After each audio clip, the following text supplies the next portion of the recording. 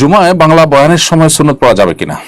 জুমার খুতবা তো মূলত শরিয়া সম্মত খুতবা দুটি, কিন্তু অনেক আগে থেকে মুসল্লিরা এসে যদি বসে থাকেন, তাদেরকে যদি কিছু নাসিহা করা হয় এবং তাদের সময়টাকে কাজে লাগাবার চেষ্টা করা হয়, যেটা পার্ট অফ খুতবা হিসাবে না, তো সেটা নাজায়েজ হওয়ার কোনো কারণ নেই।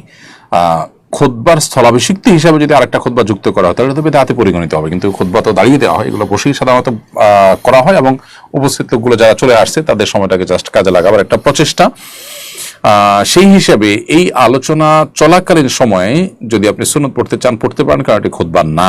খুতবা যদি হতো তাহলে খুতবা চলাকালীন সময় আপনার সুন্নত নফল পড়ার ব্যাপারে নিষেধাজ্ঞা রয়েছে, যদিও দুখুল মসজিদ কেউ যদি না পড়ে থাকে, নবী সাল্লাল্লাহু আলাইহি ওয়াসাল্লাম ব্যক্তিকে খুতবা চলাকালীন সময় দাঁড় করিয়ে সেটা পড়িয়েছেন।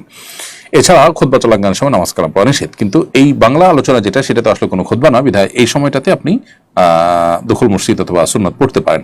তবে সেটা বারান্দা, পিলার, আলি এমন কোনো জায়গায় পড়লে ভালো যেখানে পড়ার মাধ্যমে আপনি অন্য কাউকে বিরক্ত করার হাত থেকে রক্ষা পেলেন বা অন্যের মনোযোগ নষ্ট হলো না, কিংবা আপনারও নামাজে মনোযোগ নষ্ট হলো না।